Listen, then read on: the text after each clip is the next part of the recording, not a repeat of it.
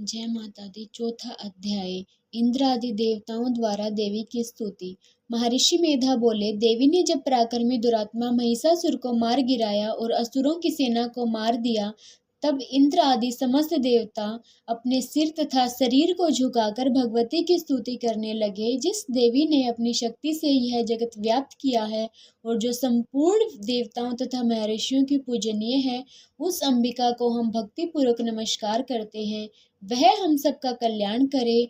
जिस अतुल प्रभा और बल का वर्णन भगवान विष्णु, शंकर और ब्रह्मा जी भी नहीं कर सकते, वह चंडिका देवी इस संपूर्ण जगत का पालन करे और अशुभ भय का नाश करे।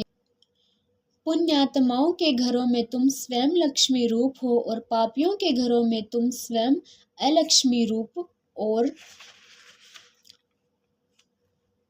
सतकुल में उत्पन्न होने वालों के लिए तुम लज्जा रूप होकर उनके घरों में निवास करती हो।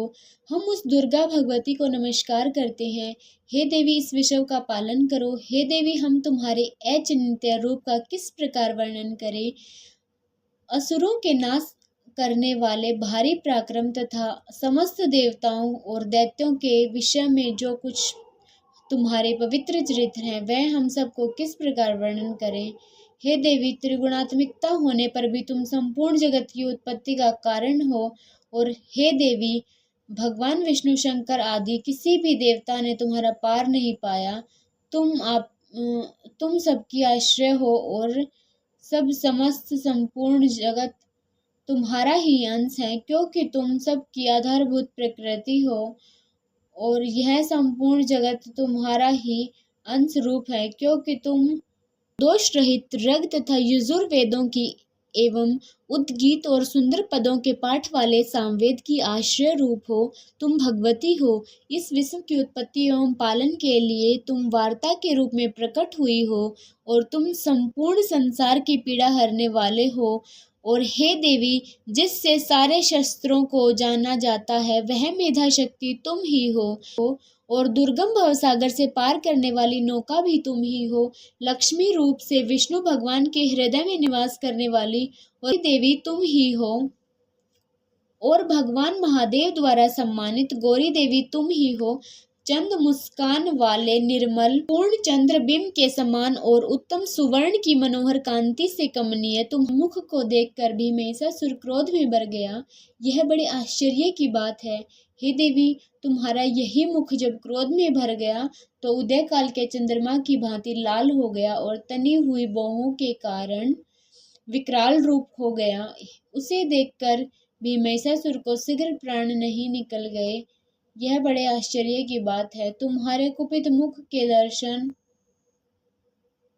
भला कौन करके जीवित रह सकता है। हे देवी, तुम हमारे कल्याण के लिए प्रसन्न हो।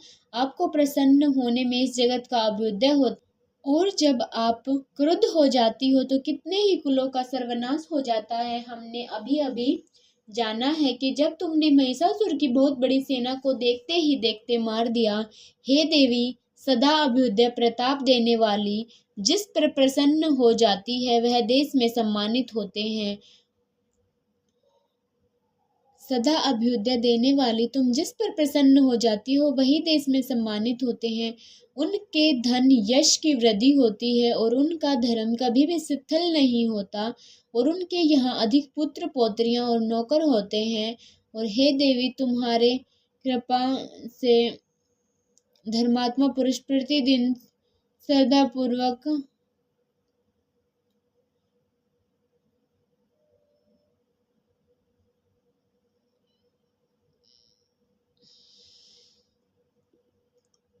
हे देवी, तुम्हारी कृपा से ही धर्मात्मा पुरुष प्रतिदिन श्रद्धा पूर्वक यज्ञ करता है और धर्मानुकूल आचरण करता है और उसके प्रभाव से सर्वलोक में जीत जाता है, क्योंकि तुम तीनों लोकों में मनवांछित फल देने वाली हो।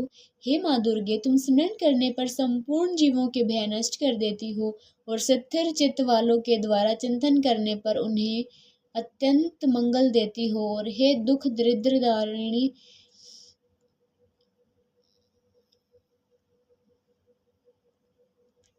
हे दरिद्र दुख नाशिनी देवी, तुम्हारे सिवा दूसरा कौन है। तुम्हारा चित्त सदा दूसरों के उपकार में लगा रहता है। हे देवी, तुम स्त्रियों को इसलिए मारती हो क्योंकि उनके मारने से दूसरों को सुख मिलता है और वो नरक में जाने के लिए चाहे चिरकाल तक पाप करते रहें,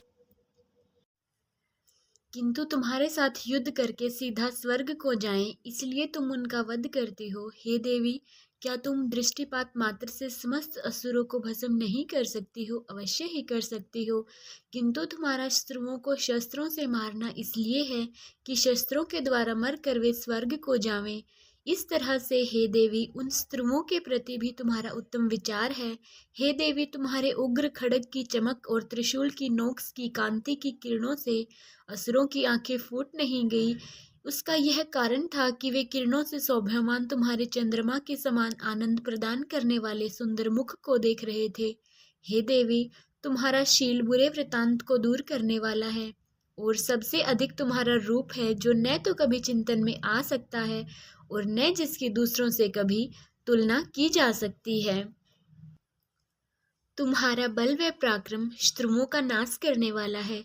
इस तरह तुमने शत्रुओं पर भी दया प्रकट की है।